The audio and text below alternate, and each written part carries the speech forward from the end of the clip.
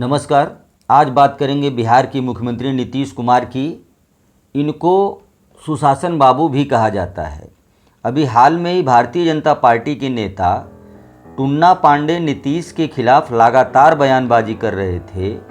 टुन्ना पांडे का यह भी कहना था कि नीतीश बिहार के मुख्यमंत्री होने के बावजूद उनके नेता नहीं हैं। टुन्ना पांडे विधान परिषद के सदस्य हैं, जिसको एमएलसी भी कहा जाता है। दरअसल इसका चुनाव इसी साल होना है। लगता है टुन्ना भाजपा छोड़कर राष्ट्रीय जनता दल में शामिल होना चाहते थे। अब टुन्ना पांडे को पार्टी से निलंबन का रास्ता दिखा दिया गया है।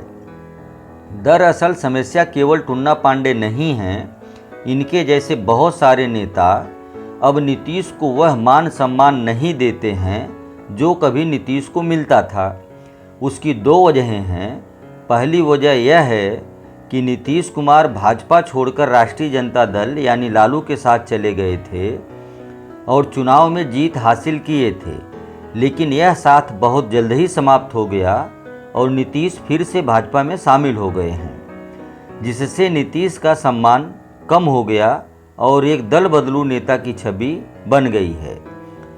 दूसरी वजह यह है कि इस चुनाव में नीतीश की जेडीयू का तीसरे नंबर की पार्टी होना है। ज्ञात हो कि बिहार में आरजेडी नंबर 1 पर, भारतीय जनता पार्टी नंबर 2 पर और जेडीयू तीसरे नंबर की पार्टी बन गई है। लेकिन मुख्यमंत्री नीतीश कुमार बने हुए हैं। सीटों की संख्या कम होना नीतीश के विरोध का कारण है। अब देखना होगा कि नीतीश अपनी कुर्सी कब तक बचा पाते हैं। बिहार विधानसभा में कुल 243 सीट है।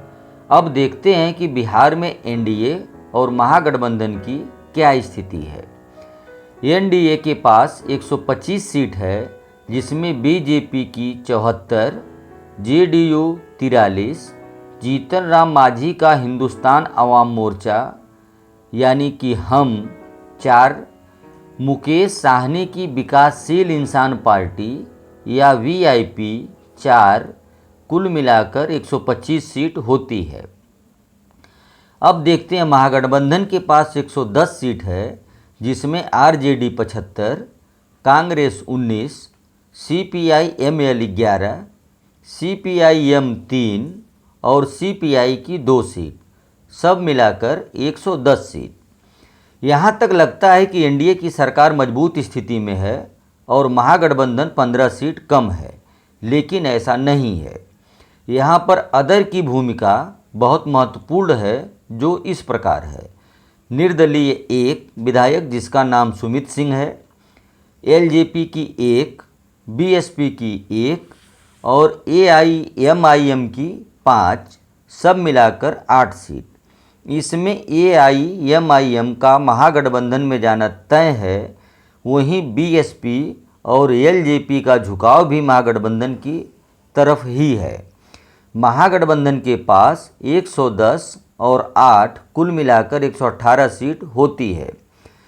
बिहार में सत्ता परिवर्तन होना लगभग तय है और इस बात को हवा तब मिलने लगी जब लालू यादव के जन्मदिन पर जीतन राम मांझी और तेज प्रताप यादव के साथ साथ लालू से लगभग घंटों तक विचार विमर्श का दौर चलता रहा। आरजेडी की तरफ से कहा गया कि अगर मांझी का मन डोल रहा है तो हमारा दरवाज़ा खुला है। अगर जीतन राम मांझी महागठबंधन की तरफ रुख किए तो साथ में वीआईपी पार्टी का जाना भी तय है। मांझी की हम की 4 सीट और वीआईपी की 4 सीट, इस तरह से महागठबंधन के पास कुल 126 सीट हो जाती है। लेकिन यह तभी संभव है जब महागठबंधन से कांग्रेस में कोई टूट फूट नहीं हुई। तो नीतीश कुमार को भारतीय जनता पार्टी से बड़ा खतरा जीतन राम मांझी से है, क्योंकि जीतन राम मांझी के पाला बदलने से सत्ता परिवर्तन तय है, क्योंकि विपक्ष और सत्ता पक्ष में सदस्यों की संख्या में अंतर बहुत ही कम है। इसलिए बिहार में नीतीश का जाना लगभग तय है। दोस्तों, कैसा लगा यह वीडियो आपको? यह वीडियो अगर अच्छा लगा है तो अपनों के बीच शेयर करें, लाइक करें, कमेंट करें और अगर हमारा चैनल अभी तक सब्सक्राइब नहीं किया है तो सब्सक्राइब अवश्य करें। धन्यवाद। मिलते हैं अगले वीडियो में।